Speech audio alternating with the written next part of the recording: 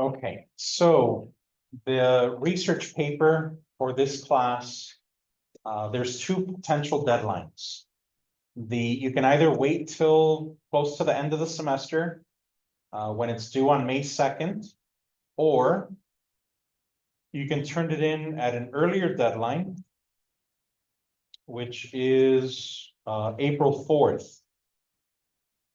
If you turn in your research paper on or before April 4th, then you get a 10% bonus on in your grade. And so I'll grade your paper, and whatever the grade is, I add an additional 10% to that. Other than not over 100%, but other than that, you get a 10% bonus. So yeah, highly encourage everyone to turn it in for the earlier deadline, instead of waiting till the end of the semester when everyone's stressed out and have things to do for all your classes. And so on, I highly encourage you to turn it in earlier. You pick a topic of your choice. You're going to write a paper that is 4 to 6 pages in length.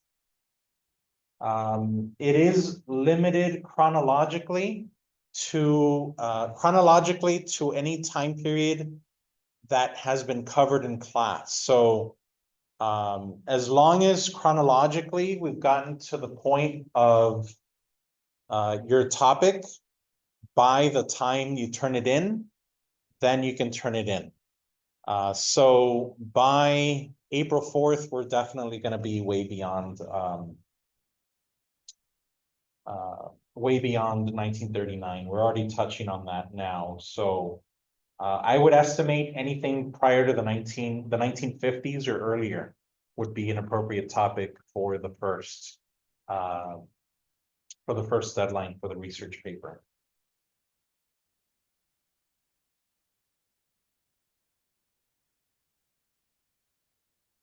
The research paper can begin with a topic like La Malinche or the Battle of the Alamo, but it needs to get to the point where it develops into a paper with an argument.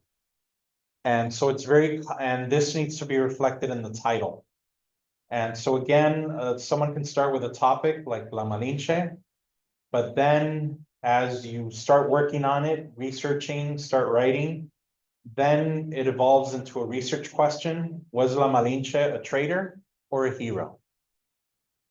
And then your goal is to come up with an argument by the time you're done writing the paper.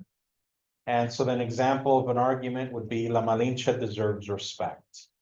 And that would be a title that is demonstrating that your paper has an argument. Similar thing, with the example of the Alamo, start with the Battle of the Alamo. Then it could evolve into the Alamo heroes, are they fact or fiction? And then, by the time you finish your paper and have an argument, you might argue the Alamo, the freedom to own slaves. And so your paper has to have an argument. The paper needs to have at least one peer-reviewed source. All right, first of all, what is peer review? Peer review is when the publisher has double-blind reviewers of an article or book. So if I want to publish a book with a peer-reviewed press, I turn in my manuscript to them, and they don't just have an editor that decides or gives me feedback. They send it off to peer reviewers. These are experts in that field that provide feedback, blind feedback, so that I, the author, don't know who those experts are giving that feedback. They're simply experts in the field providing their feedback as to whether the manuscript is contributing to the knowledge of the topic academically. All right, so that is basically what peer review is. How do you know if a source is peer reviewed? So the easy way to tell if a book is published by a peer-reviewed press is if it is published by a university press. Oxford University Press, California University Press, University Press of North Carolina, etc. Any university press, you know that it is peer reviewed.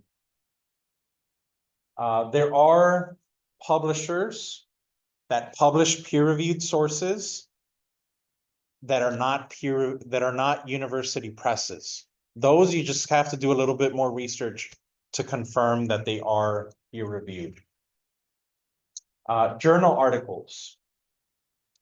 Journal articles, you need to do research, but I give you this whole page-long, almost page-long list of peer-reviewed journals, full of articles that are peer-reviewed. And so that's another way that students make sure that they have a peer-reviewed source. They begin by looking for these journals and skimming through the articles to see if there's a topic of interest. That way they kind of work backwards, work with a source of interest on a topic of interest, and then build a paper on top of that by knowing that you found your legitimate peer-reviewed source, and then go from there. So do read the research paper requirements document and let me know what questions come up. But I also want to address one thing that is unique to something unique that I asked for, that it might be the first time you're ever asked this. For your bibliography or works cited, I ask you to do some things that are very common, like, just cite your sources. And you need to cite your sources using a style manual. You should use the style manual that is the one that you're supposed to learn and make use of for your major. So whether it's Chicago, MLA, or APA, use whatever style manual is the one that they use in your major. I'm a historian, we use Chicago. That's the one with the endnotes. I'm sorry, with the footnotes, where instead of telling you the author, it just has a little number. And then you got to look at the bottom of the page to see who the author is. But you don't have to use that. You can use whatever is the one you're supposed to learn for your major. All right, but the things I asked for that, I don't know of anyone else who asked for this. I asked you to explain each source. Tell me what type of source it is. And so here, for example, this person's telling me that this is a peer-reviewed academic journal article. This other source was an academic website. This other one was just a website. This other source was a YouTube video. Then I'm asking for the credentials of the author. So for credentials, I mean, what is it that makes this person an expert on this topic? Did I just find an author who says, or a source that says, Professor Licon is the best lecturer in the world? But, was this person my 4-year-old child? Or was it someone who is an expert in lectures and speeches and so forth? And so I'm asking you for the credentials of the person. What makes this author an expert on the topic that you're quoting them on? And finally, I'm asking for information regarding the publisher. And so for that, I want you to do a little bit of research, not what the publisher says about itself. I want you to look up, what do other sources have to say about this publisher? Does this publisher, I don't know, is it, I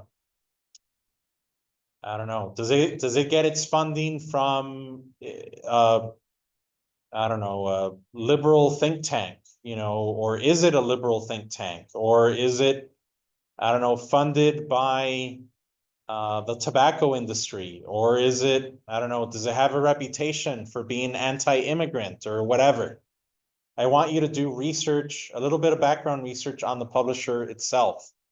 Not just what does the publisher say about itself, although, when it's a good source, that might be the only thing you find is what it has to say about itself, but I do want you to try to look up what others have to say about it, what reputation it has. And that's what is unique. Sometimes students confuse that with an annotated bibliography. That's a very different assignment that I know students get asked to do, but that's not what I'm asking for.